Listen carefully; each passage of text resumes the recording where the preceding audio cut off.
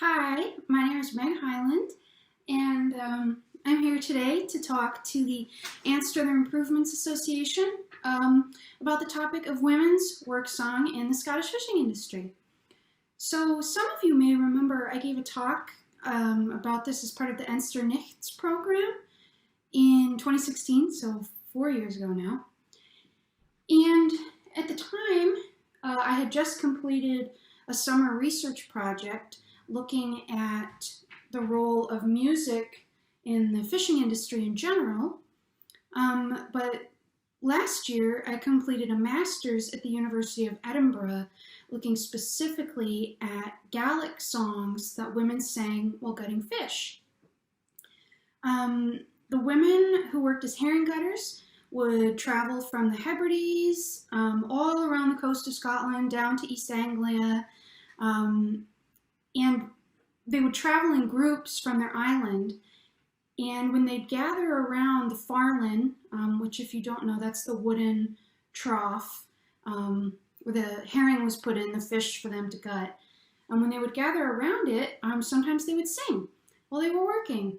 And so what I did during my master's was I went through the School of Scottish Studies archive in Edinburgh, where they have sound recordings going back to the 1940s.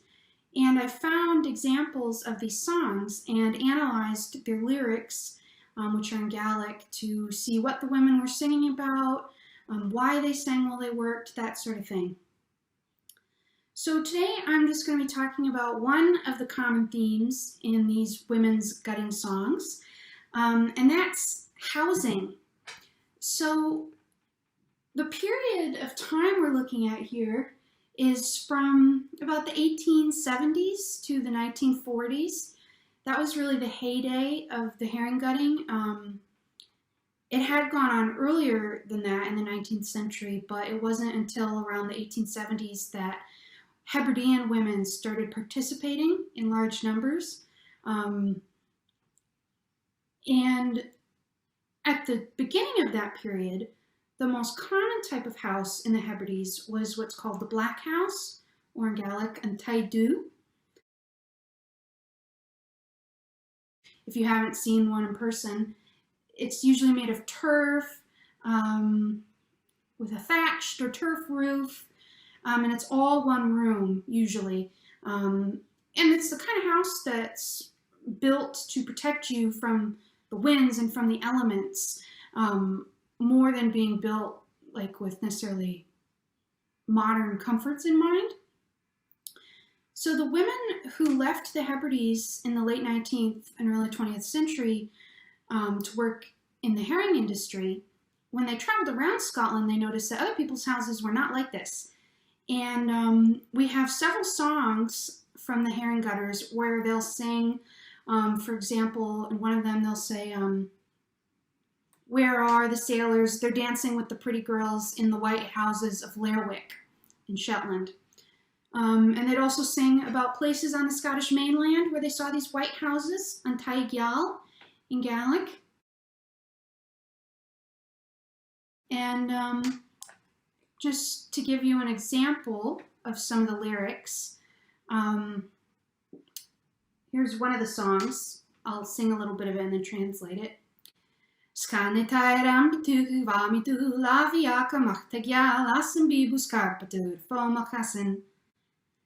that means it's not a thatched house that I was hoping to have, but a white house with a shop attached and a carpet under my feet.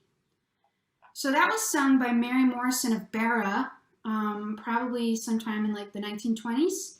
And there's a couple details there, right? She doesn't want a thatched roof. She wants a white house, the type where you'd see a shop in front of it, and she wants a carpet. And the flooring of the houses is something that comes up in other songs too.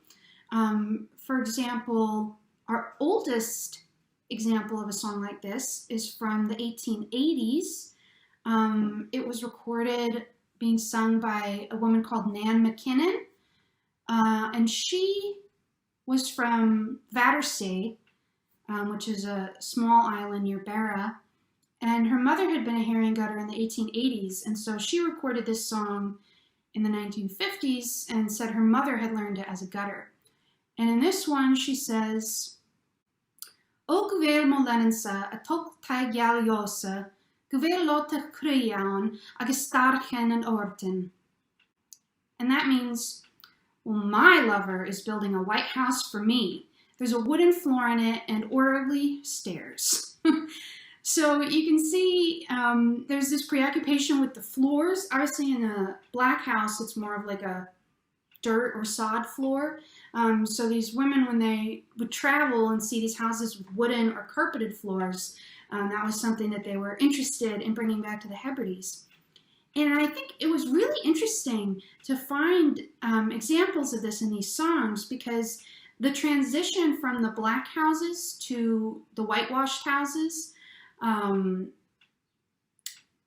was considered, it's considered kind of a loss of Hebridean culture, that the traditional style of black house has declined. But it's interesting because here we have like some evidence of women wanting this change, and they're fluent in Gaelic. For them, it's not about losing their culture. It's just they traveled and saw houses that they thought would be more hospitable to live in. And so they sing about how when their boyfriend is done with the fishing, they want him to come home and build them a house like that. And it's really interesting to have the women's perspective in this, because this idea of these expectations on men to upgrade their houses in the early 20th century is something that Gaelic men have written about in short stories. And there's one by Ian Morach about, it's a very kind of depressing, dour story about how his wife is always nagging him because after the war, he promised her, the First World War, he promised her that he'd build her a new white house with a wooden floor, but he's so racked with post-traumatic stress disorder from the war that he hasn't been able to do it. So it's quite a sad story about how being unable to complete this house for his wife is really symbolic about his inability to move forward in the modern world because of the trauma he's been through.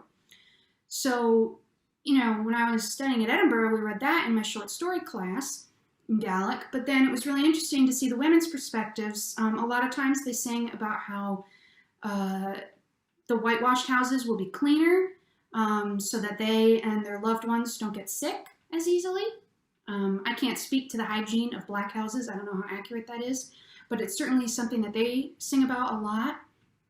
And then on the more kind of playful side, one of the songs, the one I sang a little excerpt of earlier, that's a song about a couple trying to court and visit each other. But in the black house, everything's in one room. And so when they're trying to have their rendezvous, an old woman comes into the house and kind of spoils the moment. So the implication is that she'd like a house where you can have a little more privacy. So as you can see, there's a real variety of things they would sing about in these songs. That's just one example. But I hope it gives you an idea of how music, which these women wrote and improvised themselves, can really give you a lot of insights into the time period it was written in. These women's work songs have not really been studied much, so it gives us some unique insights into their mindsets, because these songs were just improvised as snapshots of whatever was going on in their life then, and then many years later when the women were elderly, they remembered it and recorded it, but at the time it was written, it was this sort of ephemeral thing. So it gives us a great snapshot into their lives. Anyway, thank you for listening. I hope you're all surviving the lockdown okay, and have a great day.